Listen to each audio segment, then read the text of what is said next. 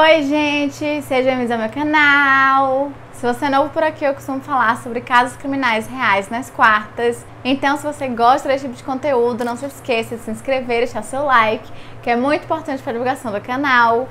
E se você tem alguma sugestão de casos criminais, mitos ou lendas, é só comentar aqui embaixo que eu anoto tudo e tento trazer o mais rápido possível. Então, chega já lá e vamos pro caso de hoje.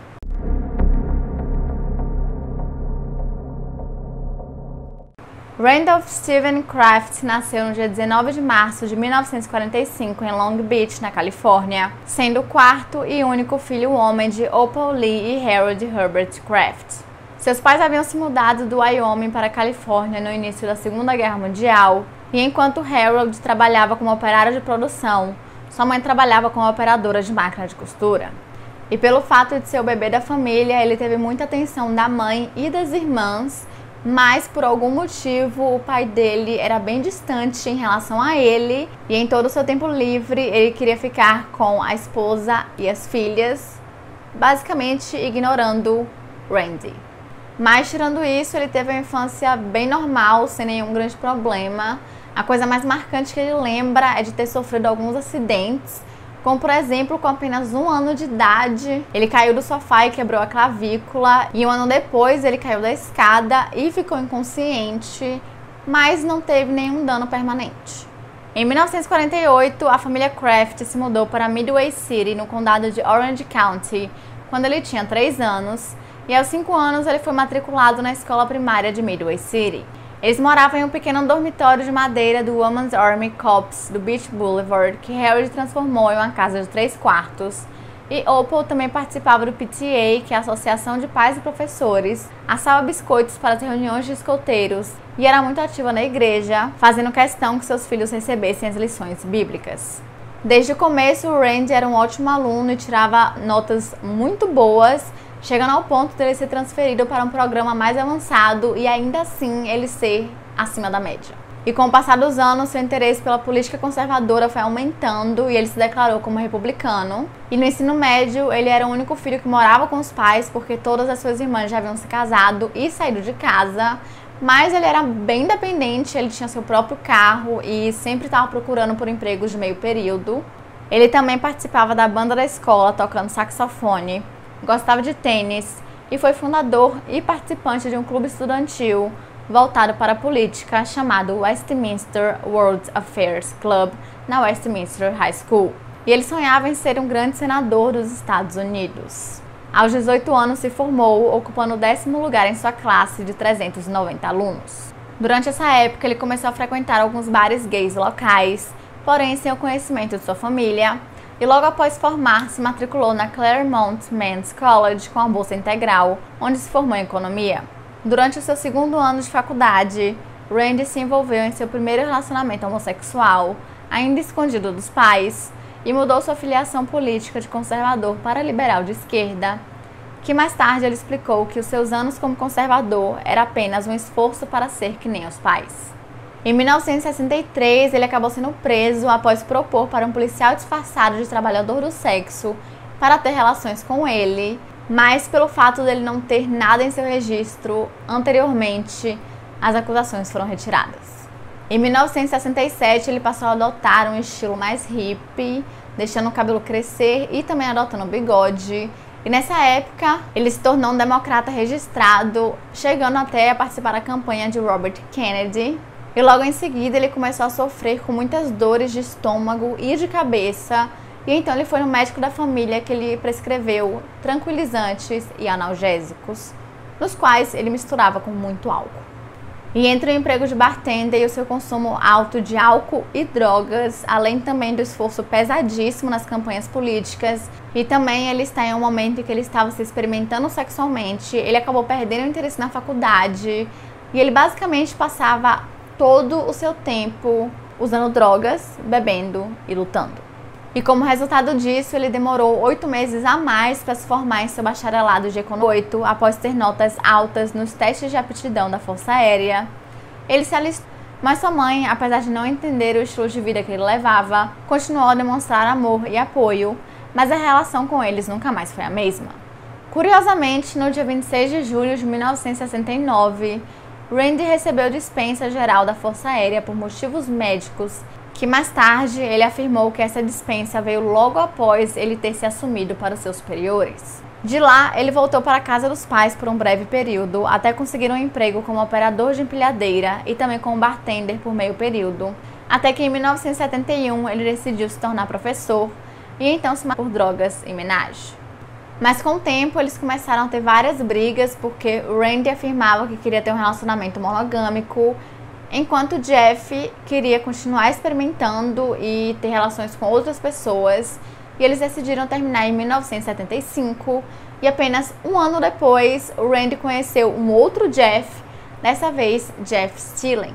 Jeff Stilling tinha 19 anos de idade, sendo então 10 anos mais novo que o Randy, e ele trabalhava como aprendiz de padeiro, e pelo fato dele ser mais novo, ele acabou sendo o aprendiz de Randy no que se tratava a BDSM. Ao avançar em suas carreiras, o casal decidiu comprar uma pequena casa em Long Beach, mas Randy acabou conseguindo um emprego em uma empresa chamada Lear Sigler Industries, que fez com que ele passasse muito tempo fora de casa em viagens de negócio para Oregon e Michigan. Isso causou alguns atritos no relacionamento, juntamente com a diferença de idade e personalidades, e eles decidiram se separar em 1982. No dia 14 de maio de 1983, dois policiais da Patrulha Rodoviária da Califórnia estavam dirigindo para ver se estava tudo bem, e então eles viram um carro bem desgovernado, andando meio que em zigue-zague, e então eles sinalizaram para que o carro parasse, mas ele continuou andando por uma curta distância até parar, e acontece que o motorista era o Randy Kraft, que estava completamente bêbado e com um cheiro de álcool terrível, além de estar com as calças abertas, e então os policiais fizeram ele fazer um teste de embriaguez, no qual ele obviamente não passou. E só depois disso que eles decidiram verificar o carro de Randy. E foi então que eles encontraram um jovem deitado no banco traseiro com as calças abaixadas e descalço. Seu bringolingo estava exposto e ele tinha algumas marcas de estrangulamento e seus braços estavam amarrados. E pouco tempo depois, após fazer uma leve análise, os policiais perceberam que esse jovem estava morto. A vítima foi identificada como um fuzileiro naval da base aérea El Toro Marine, chamado Terry Gramble, de 25 anos de idade. Os amigos de Terry relataram mais tarde que o jovem estava pedindo carona para uma festa na noite em que foi assassinado. Sua autópsia revelou que ele havia sido morto por estrangulamento por ligadura e indicou que seu sangue continha níveis excessivamente altos de álcool e tranquilizantes. Durante a busca no carro de Randy, os policiais encontraram 47 fotos Polaroid de jovens que estavam ou inconscientes ou mortos, e eles acreditavam que aquelas fotos provavelmente eram os troféus de Randy para que ele pudesse revisitar os assassinatos sempre que quisesse.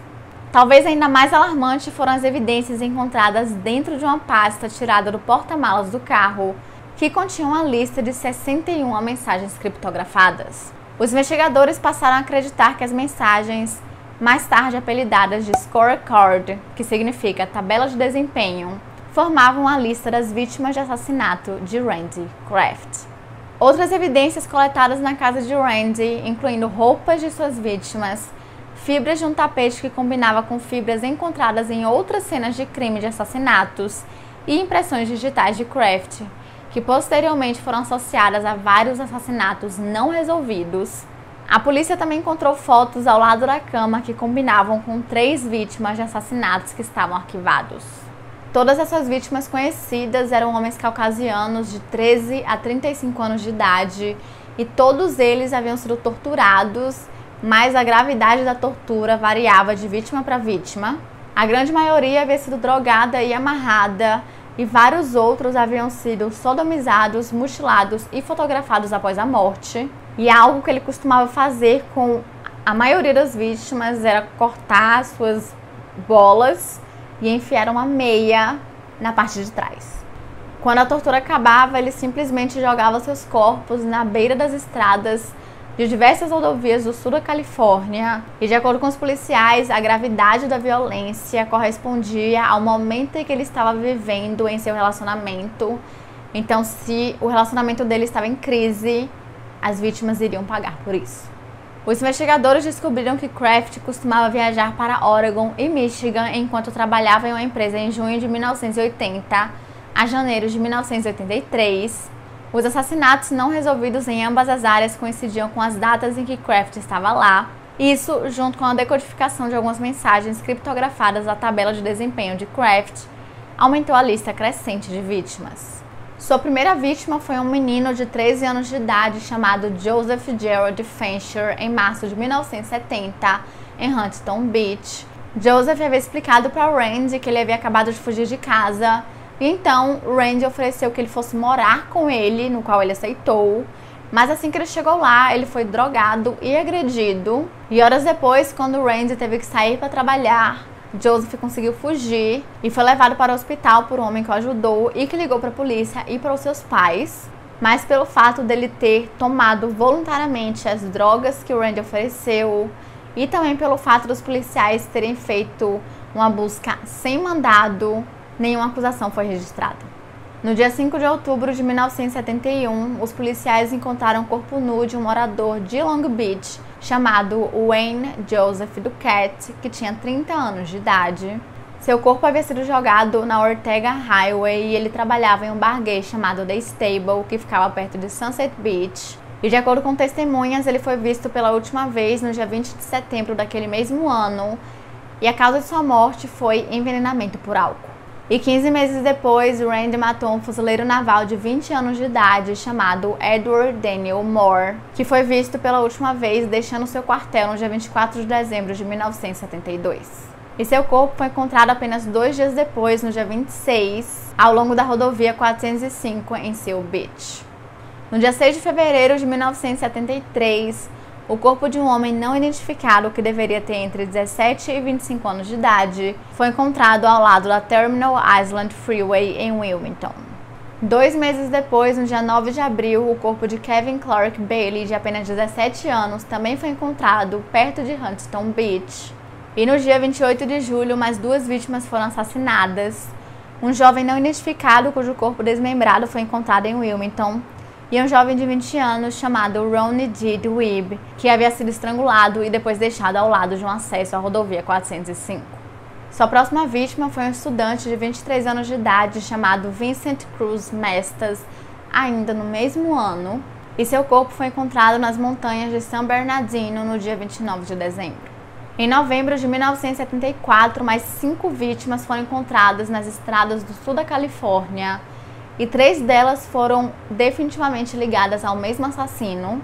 No dia 3 de janeiro de 1975, Randy sequestrou e matou um jovem estudante do ensino médio de 17 anos de idade, chamado John Liras. E John havia sido visto pela última vez entrando em um ônibus em Long Beach, e seu corpo foi encontrado em Sunset Beach. Apenas 2 semanas depois, no dia 17 de janeiro, o corpo de Craig John Nares, de 21 anos, foi encontrado no estacionamento de um hotel chamado Sally's Hotel, que ficava ao lado de uma estrada em Long Beach. E nesse ponto, os investigadores começaram a achar que o Randy não poderia estar trabalhando sozinho, porque a maioria dos corpos foram jogados de um carro em movimento que estava andando a cerca de 80 km por hora, então era impossível ele fazer tudo isso sozinho. E Jeff Graves, o seu primeiro namorado, acabou se tornando um suspeito. E ele e Randy viveram juntos na mesma época em que 16 dos assassinatos haviam ocorrido. Graves chegou a apoiar a declaração de Randy sobre o seu paradeiro no dia 30 de março de 1975, que foi a mesma noite em que Kit Daven Crotwell desapareceu. Crotwell e seu amigo Kent May haviam ido passear de carro com Randy naquela noite, que lhes ofereceu drogas e álcool. Pouco depois, Kent acabou desmaiando no banco de trás e ele foi empurrado para fora do carro, mas Crotwell nunca mais foi visto. Testemunhas que viram Kent May sendo jogado para fora do carro ajudaram a polícia a localizar o Randy, e quando questionado, ele afirmou que ele e Crotwell haviam ido dar uma volta e que o carro acabou ficando preso na lama. Ele então decidiu ligar para Jeff para que ele pudesse buscá-los, mas isso não foi possível porque Jeff estava a 45 minutos de distância, então ele decidiu caminhar e encontrar ajuda. Mas quando voltou, Crotwell havia desaparecido e Jeff Graves confirmou essa história.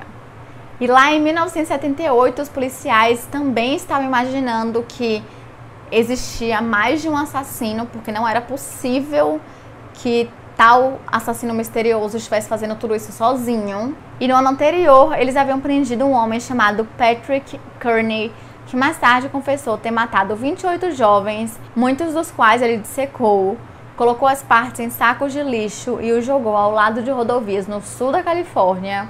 Porém, o seu modus operandi era diferente desse novo assassino, porque diferente de Randy, Patrick atirava em suas vítimas, fazendo com que os investigadores o descartassem como suspeito nesses novos casos. Enquanto isso, Randy continuou matando muita gente, como por exemplo Scott Michael Hughes, Roland Gerald Young, Keith Arthur Kingwill, Richard Anthony Crosby, Michael Joseph Inderbigham, Donnie Harold Crisel, Jeffrey Sear, além de outras vítimas que nunca foram identificadas. No verão de 1980, o Randy teve que viajar para uma cidade perto de Portland e os policiais acreditam que antes dele voltar para casa, ele matou 2 vítimas porque 2 pessoas estavam sendo identificadas no seu scorecard como Portland. A primeira delas sendo um menino de 17 anos chamado Michael Sean O'Fallon, que morava em Denver. E Michael estava viajando através de caronas pelos Estados Unidos e Canadá, porque ele queria fazer essa viagem antes de se matricular na faculdade, mas infelizmente ele acabou encontrando o Randy, que o estrangulou. E seu corpo foi encontrado a 16 quilômetros de Salem. No dia 3 de setembro, o corpo de um jovem de 19 anos chamado Robert Loggins foi encontrado dentro de um saco de lixo perto da base aérea da Marinha de El Toro. Ele havia sido visto pela última vez por 2 colegas fuzileiros perto da Pacific Coast Highway no dia 23 de agosto. E mais tarde, quando o Randy foi preso, os investigadores encontraram fotos polaroid de Robert caído no sofá, aparentemente bêbado e em posições pornográficas. Como em todas as fotos, ele estava de olhos fechados, não se sabe se ele ainda estava vivo ou morto no momento em que elas foram tiradas. E após retornar para a Califórnia, ele continuou matando. E sempre que ele tinha brigas com o Jeff Graves, ele torturava ainda mais as vítimas. Mas, de acordo com o Jeff, ele nunca se demonstrou ser uma pessoa agressiva, muito pelo contrário. Após algumas reclamações de moradores da Echo Park sobre um odor que vinha da Hollywood Freeway, no dia 29 de julho de 1982, um funcionário foi até a rodovia para ver de onde vinha esse cheiro. E foi então que ele encontrou o corpo de um jovem de 14 anos de idade chamado Raymond Davis, que foi encontrado perto da saída da Rampart Boulevard. E o Raymond havia sido visto pela última vez no dia 17 de junho, quando ele saiu para procurar o seu cachorro que havia fugido de casa. E acredita-se que ele realmente seja uma das vítimas de Randy, porque no seu scorecard estava uma das vítimas como cachorro. E apenas 12 metros do corpo de Raymond foi encontrado um outro corpo, dessa vez de um jovem de 16 anos chamado Robert Avila, que estava desaparecido desde o dia 21 daquele mesmo mês. No dia 1º de novembro, Randy sequestrou e matou um homem de Modesto, chamado Orne Michael Lane, de 24 anos, que tinha sido visto pela última vez pedindo carona para Orange County à procura de trabalho, mas seu corpo só foi encontrado em janeiro de 1984, perto da cidade de Ramona. 4 semanas após o assassinato de Orne, o corpo de Brian Witcher, de 26 anos, foi jogado de um veículo em movimento perto de Oregon. E no dia 3 de dezembro de 1982, um carpinteiro de 19 anos chamado Anthony José Silveira desapareceu enquanto pedia carona para Medford. E seu corpo só foi encontrado 2 semanas depois. E no dia 4 de dezembro, que tinha sido o dia após o assassinato, Randy foi visto com a jaqueta militar no qual estava escrito Silveira. No dia 5, Randy foi para Michigan a negócios e apenas 2 dias após essa chegada, ele se encontrou com os primos Dennis Alt e Christopher Schonborn em um seminário na Amway Grand Plaza Hotel. Seus corpos foram encontrados no dia 9 em um campo aberto perto do hotel. E no dia 8, Randy foi para Portland e apenas 24 horas depois ele matou mais um jovem, dessa vez que tinha 19 anos de idade, chamado Lance Taggs, que havia sido visto pela última vez pedindo carona para ir até a casa de um parente que morava em Los Angeles, e seu corpo foi encontrado no dia seguinte em uma rodovia perto de Clackamas. E com base nessas informações coletadas dos assassinatos e nas similaridades entre um e o outro, como por exemplo o tempo em que um assassinato ocorria do outro e o fato de todas as vítimas serem encontradas drogadas e jogadas na rodovia, os investigadores começaram a teorizar que o serial killer sempre matava quando estava em viagens a negócio e que ele não morava nas cidades em que os corpos eram encontrados. E então os policiais de Oregon começaram a entrar em contato com policiais de outros estados ao redor e pedindo feedbacks para eles sobre vítimas que foram encontradas do sexo masculino, que estavam mais ou menos na mesma condição em que as vítimas de Oregon. E não demorou muito até que os policiais da Califórnia entrassem em contato com eles e vissem que os casos entre a Califórnia e Oregon eram iguais. No dia 27 de janeiro de 1983, Randy sequestrou Eric Church, de 21 anos, que havia sido visto pedindo carona de Orange County para Sacramento no dia anterior ao seu assassinato. No dia 12 de fevereiro, ele matou 2 homens de Buena Park, Geoffrey Nelson, de 18 anos, e Roger DeVoe, de 20. Eles haviam sido vistos pela última vez do lado de fora da casa de um amigo chamado Bryce Wilson, pouco antes da meia-noite. O corpo de Geoffrey foi encontrado nu ao lado de uma rampa perto da Garden Grove Freeway e o de Roger foi encontrado no dia seguinte, perto do Monte Baldy, no condado de San Bernardino.